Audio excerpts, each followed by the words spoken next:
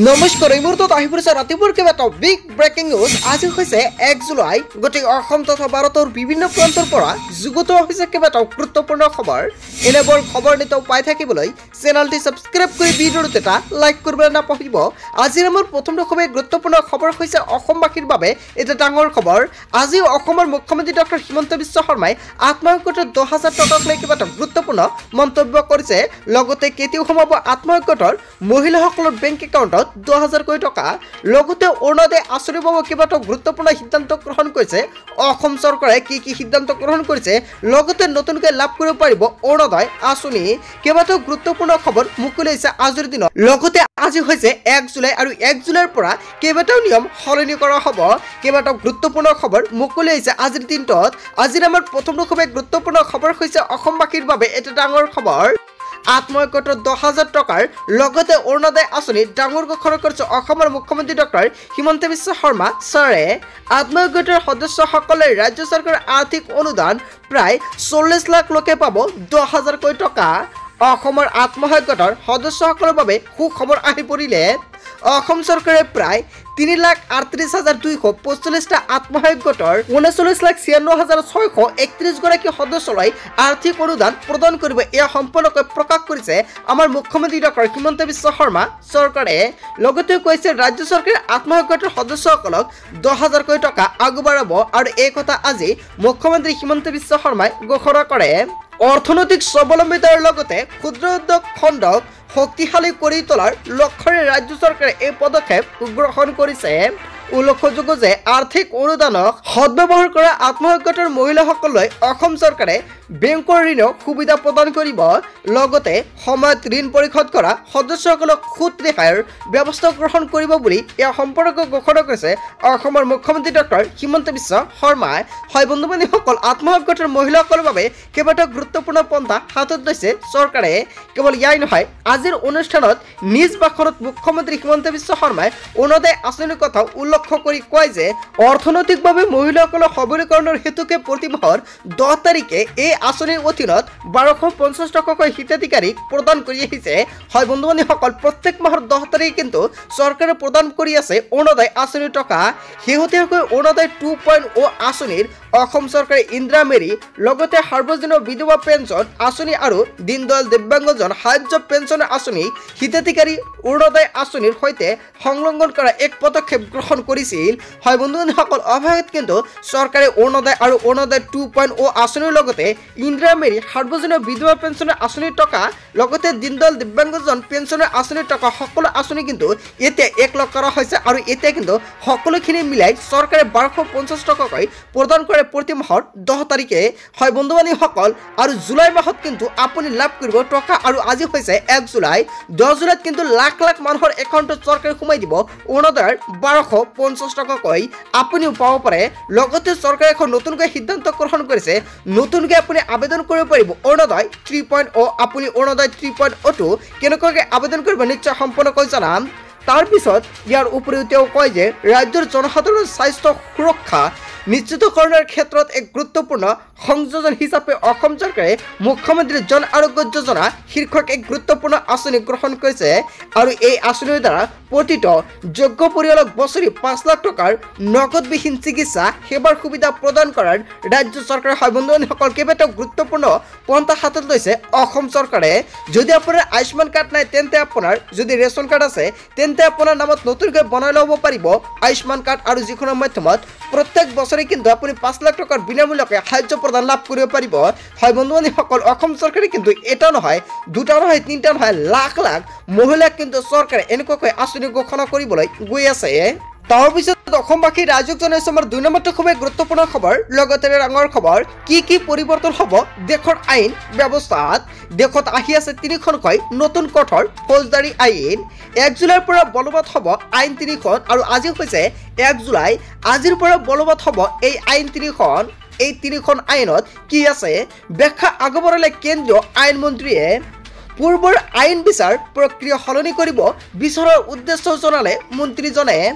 আইনৰ জৰিয়তে ভাৰতীয় দণ্ডবিধানৰ উদ্দেশ্য আছিল ব্ৰিটিছৰ। আমাৰ উদ্দেশ্য আইনৰ জৰিয়তে মানুহক ন্যায় প্ৰদান কৰা, যাৰ বাবে দণ্ড সংহিতা আঁতৰাই ন্যায় সংহিতা অনা হৈছে।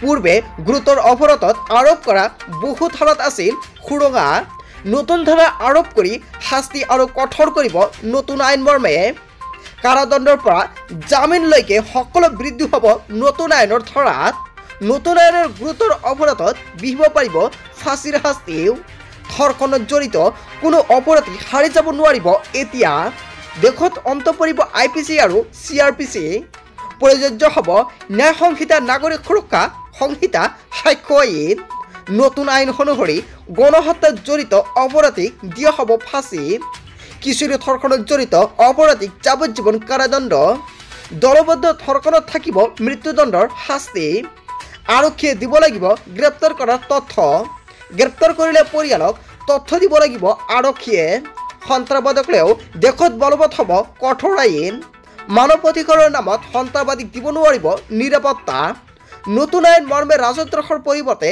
থাকিব দেশদ্ৰোহ আইন প্ৰযোজ্য নহ'ব হিট এণ্ড ৰাণত আৰোপ কৰা শাস্তি সাময়িকভাৱে কেন্দ্ৰীয় চৰকাৰে স্থগিত ৰাখিছে 106(2)ৰ ধাৰাটো কি পৰিৱৰ্তন হ'ব দেশৰ আইন ব্যৱস্থাত হয় বন্ধু বান্ধৱীসকল আৰু আজি হৈছে 1 জুলাই আজিৰ পৰাই এইখন নতুন 3খন আইন পৰিৱৰ্তন কৰা হৈছে তাৰপিছত অসমবাসী ৰাইজক জনাইছোঁ আমাৰ 3 নম্বৰটো খুবেই গুৰুত্বপূৰ্ণ খবৰ লগতে এটা ডাঙৰ খবৰ ৰেচন কাৰ্ডৰ দোকানীৰ বাবে আহি গ'ল এটা ডাঙৰ খবৰ হিতাধিকাৰীসকলেও লওক এই সুবিধা ৰেচন কাৰ্ডৰ দোকানীৰ বাবে আহি গ'ল এটা নতুন নিয়ম দীৰ্ঘদিন ধৰি ৰেচনৰ দোকানীয়ে ভাত্তা পোৱা নাই নেকি শীঘ্ৰেই ৰেচনৰ দোকানীসকলৰ বাবে আহিব এটা ভাল খবৰ চৰকাৰৰ তৰফৰ পৰা মুকলাই দিয়া হ'ব পাৰে এই ধনৰাশি কিয়নো ৰেচন কাৰ্ডৰ হিতাধিকাৰীসকলেও 1 তাৰিখৰ পৰা লাভ কৰিব ৰেচন আৰু আজি হৈছে 1 তাৰিখ আজিৰ পৰাই আপুনি ৰেচন ল'ব লাগিব এতিয়া আপুনি ৰেচনৰ দোকানত গৈ আপোনাৰ নামৰ ৰেচনটো আপুনি সংগ্ৰহ কৰি লওক 1 তাৰিখৰ পৰা 10 তাৰিখলৈকে চলিব অন্ন সেৱা সপ্তাহ আৰু এই সময়ৰ ভিতৰতে সংগ্ৰহ কৰিব লাগিব ৰেচন ফিংগাৰপ্ৰিণ্ট দি আপুনি সংগ্ৰহ কৰিব লাগিব ৰেচন কাৰ্ডৰ চাউল ৰেচন নাপালে আপুনি দিব পাৰিব অভিযোগ হিতাধিকাৰীসকলৰ সুবিধাৰ বাবে মুকলি কৰা হৈছে হেল্পলাইন নম্বৰ 1800345360 নম্বৰত দিব পাৰিব আপুনি অভিযোগ যদি কোনো ধৰণৰ অসুবিধা হৈছে আৰু 1967 নম্বৰতো দিয়ক আপুনি অভিযোগ তাৰপিছত অসমবাসী ৰাইজক জনাইছোঁ আমাৰ 4 নম্বৰটো খুবেই গুৰুত্বপূৰ্ণ খবৰ লগতে এটা ডাঙৰ খবৰ 10 দিনত লাখ লাখ লোকৰ একাউণ্টত সোমাব ধন কোনে কোনে পাব এতিয়া আপুনি চাই লওক যদি আপুনি এতিয়ালৈকে KYC কৰা নাই অতি শীঘ্ৰে আপুনি KYC কৰি লওক কিয়নো লাখ লাখ মানুহৰ একাউণ্টত চৰকাৰে সোমাই দিব টকা 10 তাৰিখে লাখ লাখ লোকৰ একাউণ্টত সোমাব ধনৰাশি কোনে কোনে লাভ কৰিব এই টকা অৰুণোদয় আঁচনি লাখ লাখ হিতাধিকাৰী একাউণ্টত জমা হ'ব 1250 টকাকৈ আপোনাৰ বেংক একাউণ্টত 10 জুলাইত বৃদ্ধ পেঞ্চন আঁচনিৰ ধন হ'ব আপোনাৰ বেংক একাউণ্টত বিধৱা পেঞ্চন আঁচনিৰ ধন জমা হ'ব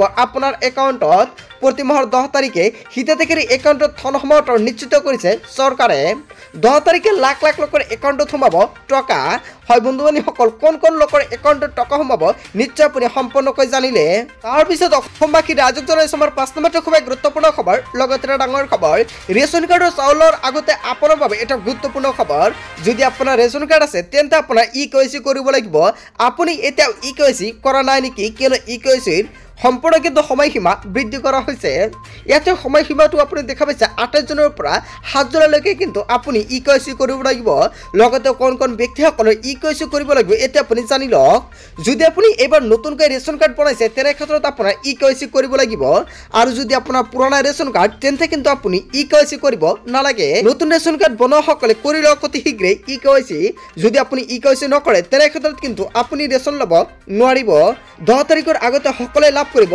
ৰেচন লোৱাৰ সময়তে আপুনি দিয়ক ফিংগাৰপ্ৰিণ্ট আৰু ফিংগাৰপ্ৰিণ্ট দিয়াৰ সময়তে আপুনি কৰি লওক আপোনাৰ KYC যদি আপুনি KYC নকৰে পৰৱৰ্তী সময়ত কিন্তু আপুনি নাপাব আপোনাৰ নামৰ ৰেচন আৰু আপোনাৰ ৰেচন কিন্তু বন্ধ কৰি দিয়া হ'ব যদি আপুনি ভাবিছে নতুনকৈ আপোনাৰ এখন ৰেচন কাৰ্ডৰ প্ৰয়োজন তেনে ক্ষেত্ৰত কিন্তু চৰকাৰে সময়সীমা বান্ধি দিছে আপুনি নতুনকৈ নাম অন্তৰ্ভুক্ত কৰিব পাৰিব লগতে আপুনি নতুন ৰেচন কাৰ্ডৰ আবেদন কৰিব পাৰিব আপুনি কেনেকৈ সম্পূৰ্ণখিনি কাম কৰিব নিশ্চয় আপোনাক সম্পূৰ্ণকৈ জনাই যাম তাৰপিছত অসমবাসী ৰাইজক জনাইছোঁ আমাৰ 6 নম্বৰটো খুবেই গুৰুত্বপূৰ্ণ খবৰ লগতে ডাঙৰ খবৰ PM কিষাণৰ প্ৰতিজন হিতাধিকাৰীৰ বাবে এটা গুৰুত্বপূৰ্ণ খবৰ আহি পৰিছে যদি আপুনি PM কিষাণৰ এজন হিতাধিকাৰী তেন্তে আপোনাৰ বাবে এটা ভাল খবৰ যদি আপুনি নতুনকৈ আবেদন কৰিছে তেন্তে অতি শীঘ্ৰেই আপোনাৰ ডকুমেণ্টখিনি ভেৰিফাই কৰি লওক যদি আপুনি ডকুমেণ্ট ভেৰিফাই নকৰে তেনে ক্ষেত্ৰত কিন্তু আপুনি PM কিষাণৰ যিসকল ব্যক্তিয়ে নতুনকৈ আবেদন কৰিছে সেইসকল ব্যক্তিয়ে কিন্তু কেতিয়াও টকা নাপাব আপুনি ক'ৰ পৰা ভেৰিফাই কৰিব সম্পূৰ্ণকৈ জনাই দিম যিসকল ব্যক্তিয়ে ভাবিছে নতুনকৈ এতিয়াও